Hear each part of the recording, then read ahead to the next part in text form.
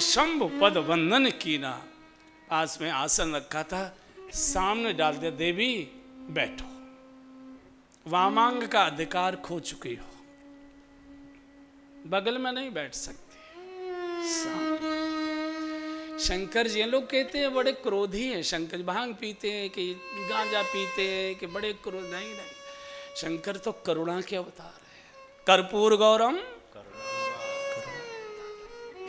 शिव ही एक ऐसे हैं जो किसी के दुख को देख नहीं सकते, किसी को।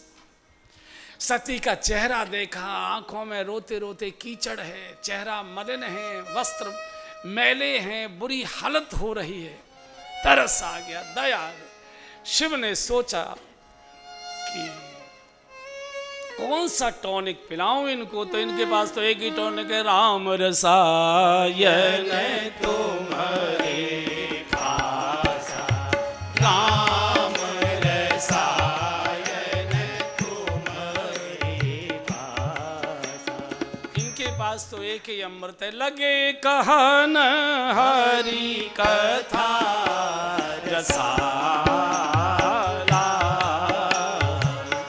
लगे कहन हरि कथा रसाला। दक्ष प्रजेश भये तेहि काला,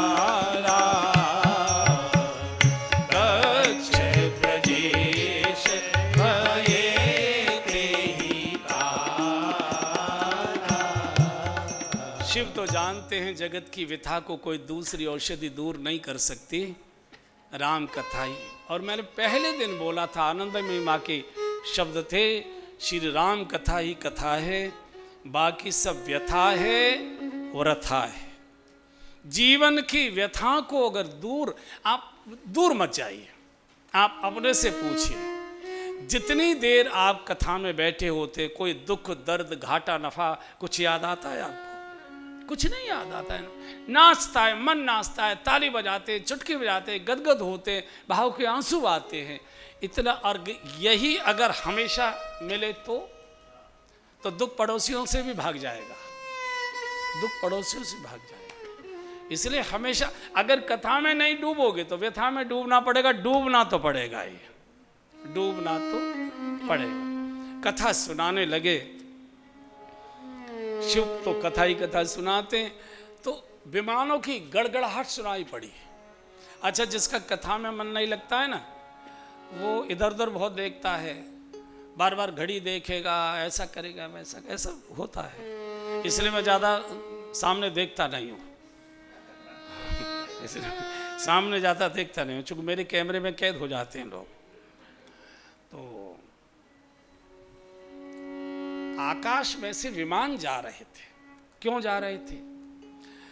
दक्ष प्रजापति ने, जो इनके पिताजी थे सती के, कनखल के राजा थे वो, ये दक्ष की बेटी है, इनका मायका कनखल है। कभी जाइए, जब हरिद्वार जाए तो दक्ष के मंदिर में प्रणाम करने जाइए।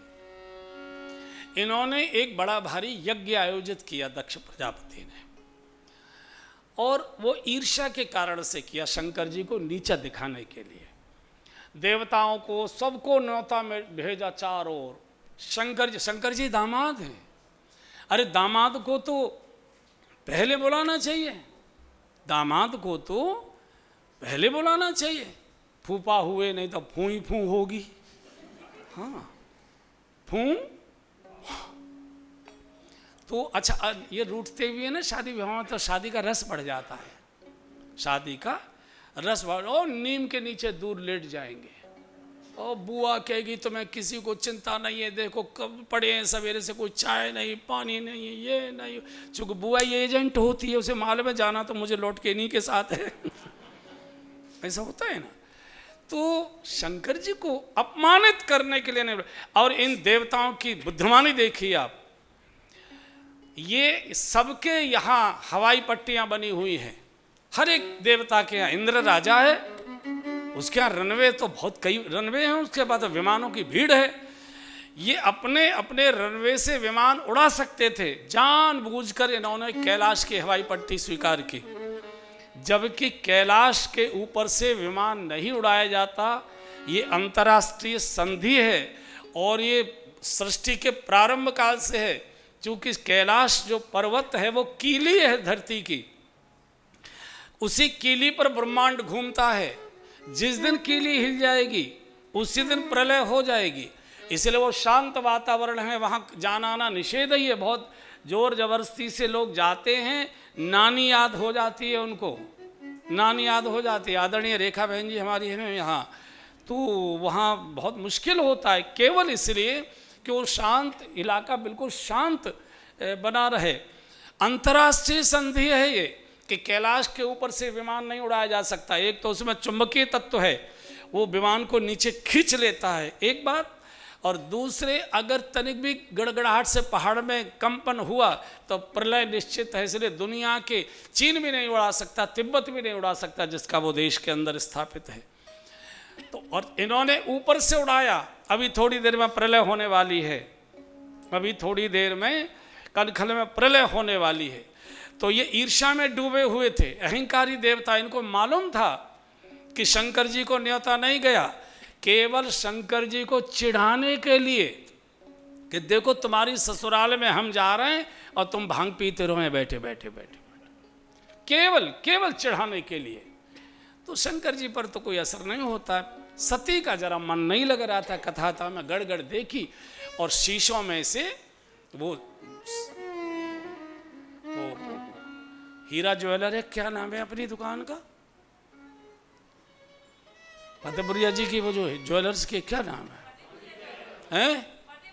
फतेहपुरिया ज्वेलर्स की। और वो जो है अपने वहाँ के शाहजहानपुर वाले, जापान बाबू वाले काशीनाथ ज्वेलर्स की, और बड़े बड़े चमकदार ये वो हई और ऐसे ऐसे और ऐसे ऐसे और करते जा रहे, तो अंगूठियाँ ऐसे लगता है जैसे बिजली चमक रही हो।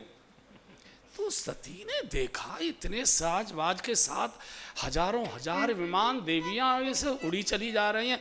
तो बोले अरे रुको रुको, ए मनु के पापा, मनु हुए नहीं थे लेकिन तो बोले की आदत थी, रुको रुको कथा रुको, क्या बात है, कथा सुनो ना। अरे कथा कोई बाहर से आई है, कोई कौशल जी तो आने वाले नहीं है कि उनको बुलाया जाएगा पैसा दे के, घर में बैठे हो चाजर सुना देना, क्या है।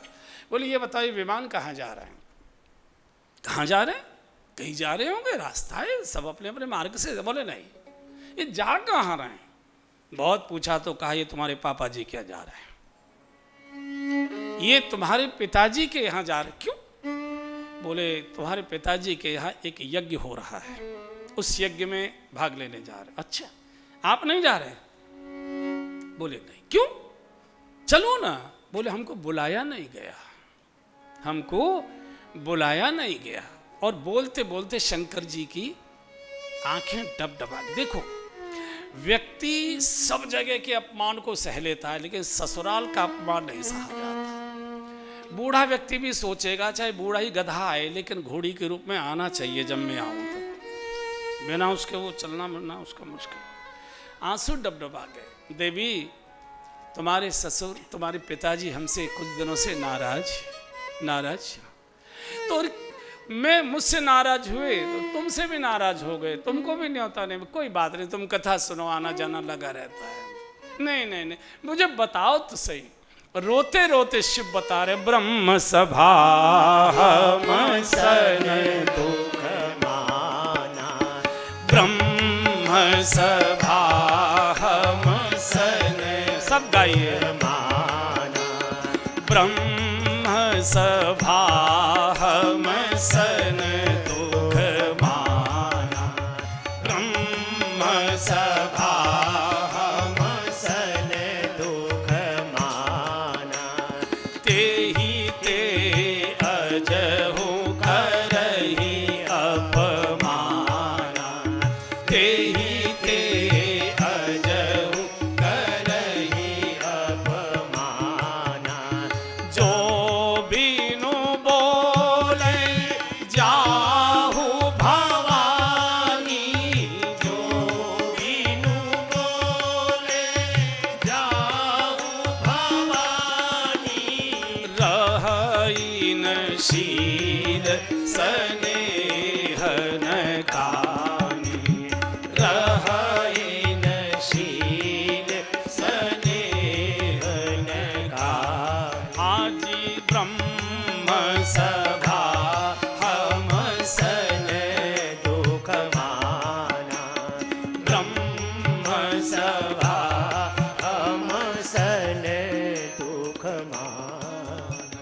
हमसे वो नाराज हो गए तो हमारे कारण आपको भी नहीं बुलाया। वैसे तो पिता के घर, गुरु के यहाँ, मित्र के घर बिना बुलाए, जदपि क्या है, जदपि मित्र प्रभु, भगवत कार्य में कथा में निमंत्रण की अपेक्षा नहीं करनी चाहिए। मित्र के यहाँ भी, मित्र किस बात का है, चले जाओ बिना बुलाए। प्रभु के कार्य में मित्र के, गुरुदेव के यहाँ बुलाने की आवश्यकता नहीं। अपेक्षा मत करो कि गुरु जी का न्योता तो आए नहीं जाए, किसी नहीं, गुरु का घर हमारा ही है। और पिता के घर बिना बुलाए जा सकता, लेकिन देवी हमारे जाने से किसी को कलह होती है, क्लेश होती है, अशांति होती, क्यों जाना? अरे तुम कथा सुनो। अरे मेरी समझ में नहीं आ रहा, मुझे बताइए ना। आखिर पिताजी दामाद से कैसे नाराज हो सकते? हमसे कैसे? बोले छोटी भूल हो गई थी हमसे। क्या हुआ? बोले एक बार ब्रह्मा जी ने तुम्हारे पिताजी को प्रजापति का पद दे दिया।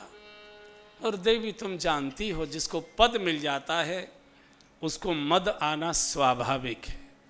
पद और मद ये एक ही माँ के गर्भ से जन्म लेते हैं। पद को मद बनाने में कोई बहुत मेहनत करने की आवश्यकता नहीं। पाके पेट पर, पद के पाके पेट पर जरा सी अहंकार की घुंडी लगा दो, पद ही मद हो जाता है। तो प्रभुता पाए काहे मद नाही, तो उनको पद दिया गया। उन्होंने एक सम्मान समारोह आयोजित करते ही ना, कुछ मिल जाता है ना, तमगा वगैरह आजकल सरकार से मिलते हैं। तो सम्मान समारोह आयोजित, बहुत बड़ा आयोजन था। हम थोड़ा जल्दी पहुंच गए तो सबसे पीछे जाकर बैठ गए। सीधा सरल आदमी सबसे पीछे जाता है, और जिसने ज्यादा चंदा दिया है वो तो आगे आएगा ही आएगा, उसमें तो कोई बात ही नहीं है। तो बैठ गए। धीरे धीरे धीरे धीरे सब देवता आ गए, अपनी अपनी कुर्सियों पर बैठ गए। बस जब पूरा का पूरा पंडाल भर गया, अच्छा हमको तो कुछ मालूम नहीं था, हम तो बैठे और हमारी तो समाधि लग गई। कौन आया कौन गया हमको कुछ मालूम नहीं। अब बाद में जब पूरा पंडाल खचाखच भर गया तो फिर जो है वहां जय जयकार हुई। दक्ष महाराज की जय हो, दक्ष प्रजापति की जय हो, हमारा नेता कैसा हो, दक्ष प्रजापति जैसा हो, हमारा नेता कैसा हो। पूरा जय जयकार हुई, अंदर प्रवेश हुआ, सब लोग खड़े हो गए। स्वाभाविक है, सब खड़े होते ही है। और दक्ष ने मंच पर चढ़कर देखा सबको, सब बैठ गए। ध्यान गया पीछे, ओहो ये भंगड़ी, इसकी ये हिम्मत। बस वहीं से माथा ठनक गया। देखो, सम्मान के भूखे व्यक्ति का एक स्वभाव होता है, उसके सम्मान में कितने लोग हाथ जोड़े खड़े हैं वो नहीं दिखाई देता उसे।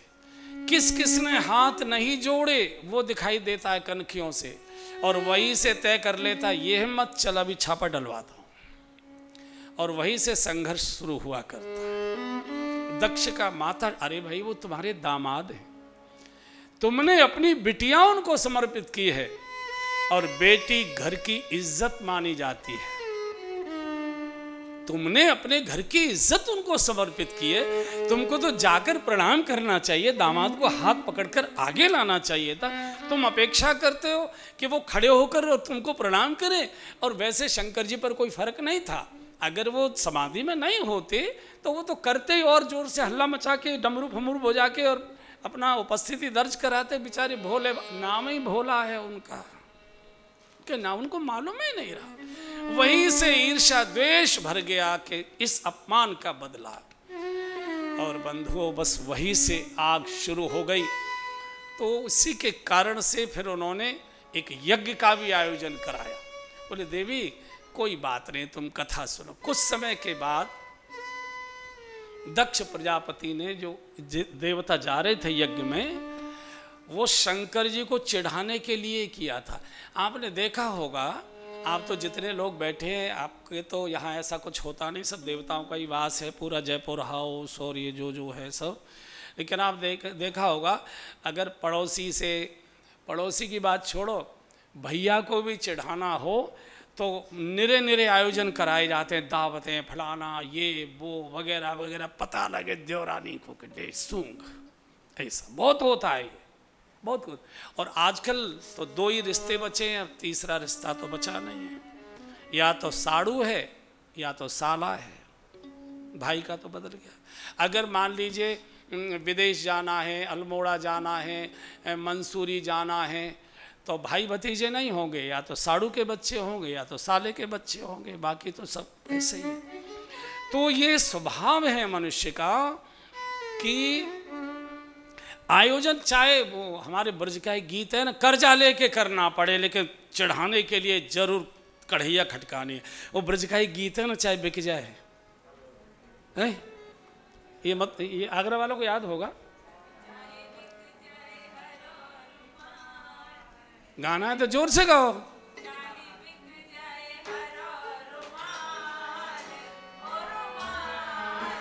बैठूंगी मोटर कार में, चाहे बिक जाए हरो रुमाल रुमाल, बैठूंगी मोटर कार में। आगे नहीं गाएंगे, नॉन वेज है, आगे नहीं गाएंगे। तो व्यक्ति दिखावे के लिए कर्जा लेकर भी अनेक प्रकार के आयोजन करता है।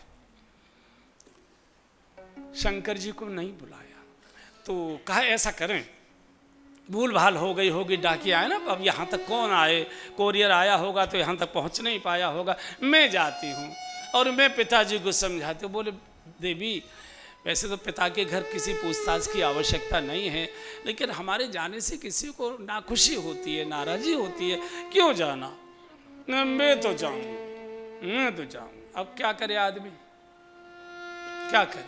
अच्छा भली मानस, अब जो तो दिखे सो आ गए। और पिता भवन जब गई भवानी, पिता भवन जब गई भवानी, दक्ष त्रास काहुन सन मानी, दक्ष त्रास काहुन सन मानी, सादर भले ही मिली एक माता, सादर भले ही मिली एक माता, भगिनी मिली बहुत मुस्काता, भगिनी मिली बहुत मुस्काता, दक्षिण कछु पूछी कुशलाता, दक्षिण कछु पूछी कुशलाता, दक्षिण कछु पूछी कुशलाता, दक्षिण कछु पूछी कुशलाता, सती ही बिलो के जरे सब गाता, सती ही बिलो के जरे सबका, हाँ जी पिता भवन जब गई भवानी, पिता भवन जब गई भवानी। उस समय वीआईपी की अटैची वगैरह तो थी नहीं, पुटलिया में ही बांध के ले जाते थे। तो अपनी पोटली बांध के और 2 गण साथ कर दिए, बोले जाओ मैडम के साथ। तो चली यहाँ से। पिता भवन जब गई, दक्ष प्रजापति ने पूरे कनखल क्षेत्र में ये मुनादी करा दी थी, कड़ा पहरा बिठा दिया था कि वो भांग वाला तो नहीं आएगा, मैं जानता हूँ, लेकिन अगर मेरी बेटी आ गई और किसी ने उसका भी सम्मान किया तो मृत्युदंड है। ये तो जा रही थी कि जब ये जाती थी, शोभा यात्रा निकाली जाती थी, कदम कदम पर जगन माता है, जगदम्बा है, भवानी है, आरतियां उतारी जाती थी, चौक पूरे जाते थे, पूरा कनखल सजाया जाता था। और आज जैसे ही कनखल में प्रवेश हुआ तो दक्ष त्रास काहू न सनमानी, सब मुंह फेर फेर के कमरों में घुस गए, अपने अपने घर किवाड़े बंद कर लिए। सोचे क्या हो रहा है ये। और पिता भवन जब गई भवानी, नौकर चाकर छुप गए, पुटलिया लेकर खड़ी हैं, कोई पूछने वाला नहीं। प्रणाम करना तो बहुत बड़ी बात है। इनकी कई बहनें थी, कभी प्रसंग आएगा विस्तार से सुनाएंगे, बड़ा आनंद का प्रसंग है दक्ष पुत्रियों का। बहनें आ गई दूर दूर खड़ी, जो बहनें इनके चरण वंदन करके आशीर्वाद लिया करती थी वो दूर दूर खड़ी हो गई। और जब बहन लोग व्यंग में कुछ बोलती और देखती हैं तो या तो वो रूमाल दांतों से चबाती हैं या तो साड़ी का पल्ला दांतों से चबाया करती हैं। ऐसे पल्ला चबाए, एक ने पूछा आ गई, अकेली आई हो? वो नहीं आए क्या? अब वो कौन होते? जीजाजी कहने में शर्म लग रही है। तुम शिव को रूठा कर आई हो देवी, जगत भी तुमको रूठा ही मिलेगा। शिव प्रसन्न तो जगत प्रसन्न, शिव रूठा तो जगत रूठा। दूसरी ने दूसरा व्यंग कर दिया, आजकल क्या हाल है, कुछ कमा धमा कर लेते हैं, कमाई धमाई, हम भीख मांग के गुजारा चल रहा है। तीसरी ने जोर से पूछा, रे पूछ तो सही कि कुछ समझदारी भी आ गई है कि भाग मांगी पीते रहते। चौथी ने तो गजब ही कर दिया, बोले कुछ कपड़े लत्ते भी पहनने की अकल आ गई कि नंगे ही पड़े रहते हैं। ओह, आग लगी जा रही है शरीर में सती के। बाप ने देखा, दक्षिण कछु पूछी। देखो बिटिया बाप की प्राणों से प्यारी होती है। बेटे से पिता क्रोध करता है और बेटी से पिता का क्रोध शांत होता है। अगर बाप को क्रोध है, फूफा हो रहा है, और वो तो जूते उतारने से माताएं पता लगा लेती हैं कि इस समय कुछ न कुछ वोल्टेज थोड़ा हाई है, और धम्म से वो कमरे में जाके बैठ जाता है, तो बेटा तो अपनी उल्टी किताब खोल के बैठ जाता है, पत्नी रसोई में घुस जाती है, नौकर चाकर इधर उधर दौड़ के इधर से कुछ नहीं करेंगे तो अभी लगता है बड़ा काम कर रहे हैं। कौन जाए अब हवा के पास, कौन जाए? तो उनकी जो छोटी बिटिया होती है, एक 4.5-5 साल की छोटी, वो धीरे धीरे धीरे धीरे जाएगी दरवाजे के पास, ऐसे खड़ी होके ऐसे ऐसे करेगी, दरवाजे ऐसे ऐसे धीरे से दरवाजे का किवाड़ खोलेगी, धीरे से आधी अंदर आधी बाहर है। फिर जाएगी, पिता की ओर नहीं जाएगी, वो जाएगी मेज की ओर। मेज पर जो चीज़ें रखे हैं ड्राज खोलेगी, ये करेगी वो करेगी। बाप बैठा हुआ है पूरा भुन भुनाता हुआ, तो ये कर रही है। तो जैसे ही 2-1 मिनट वो खटर पटर करती है, तुरंत बाप बोला क्या कर रही है, मेरी चीज़ें बिगड़ जाएंगी, क्या चाहिए तुझे? बस बात खत्म हो गई, स्विच ऑफ, आ गई और हो गई बात। बेटी जो होती है ये बाप की डॉक्टर होती है। किसी औषधि से बाप का मूड ठीक नहीं हो सकता है, उसकी बिटिया को उसके पास पहुंचा दीजिए, बाप का मूड पानी पानी हो जाया करता है। लेकिन दक्षिण कछ पूछी कुशला था, और बेटी को देखा तो सती बिलो के जरे सब गाता, सारे शरीर में जैसे आग लग गई हो। ये कहां से आ गए? माँ को गोस्वामी जी ने बहुत बड़ा सम्मान आदर दिया है। माँ दौड़ कर आई है, मेरी बिटिया आई है। पहली बड़ी बेटी बहुत लाडीली होती है, क्योंकि पहली बेटी सब बच्चों का पालन करती है। तो माँ ने हृदय से लगाए, बेटी बाप की ओर मत देखना, आजकल इनका दिमाग खराब हो चुका है, इनकी बुद्धि बिगड़ी है, मैं तेरे साथ हूँ। जैसे जले हुए शरीर पर कोई शीतल और लेप लगा दिया हो, थोड़ा सा राहत मिली। और यहाँ से सीधी भवन से फिर किसी कक्ष में नहीं गए, सीधे यज्ञशाला में चले गए। विशाल यज्ञशाला, बड़े बड़े आसनों पर सब देवता ऋषि मुनि विराजमान। सती ने निगाह घुमाकर देखा, शंकर जी का न कहीं भाग रखा गया, न कहीं भोग रखा गया, न उनका आसन डाला गया, और पति का अपमान देखा। एकदम चीख पड़े, आए मुनिंदाओ, सुनो सभासद सकल मुनिंदा, कही सुनी जिन शंकर। ए जी सुनो सभासद सकल, एकदम चीख कर बोल लगी, कही सुनी जिन शंकर। सो फल तुरत लह सब काहू भली भांति पछताव पिता जी सो फल सूरत नहब सब काहू भली भांति पछताव पिता रे सुनहु सभासद सकल मुनिंदा कही सुनी जिन शंकर निंदा जी जगदात महेश पुरारी जगत जनक सबके हितकारी आज जगन्नाथ महेश पुरारी जगत जनक सबके हितकारी जगत जनक सबके हितकारी हाँ जी जगत जनक सबके हितकारी इतनी आग जैसे आंखों से प्रकट हो रही है, क्रोध के आवेश में शरीर कांप रहा है, होठ कांपाए। मुनिंदाओं, सभासदों, देवी देवताओं, कान खोलकर सुनो। जिन्होंने भी मेरे पति की निंदा की है या सुनी है, उन सबको पश्चाताप करना पड़ेगा। मेरे बाप को तो पछताना पड़ेगा।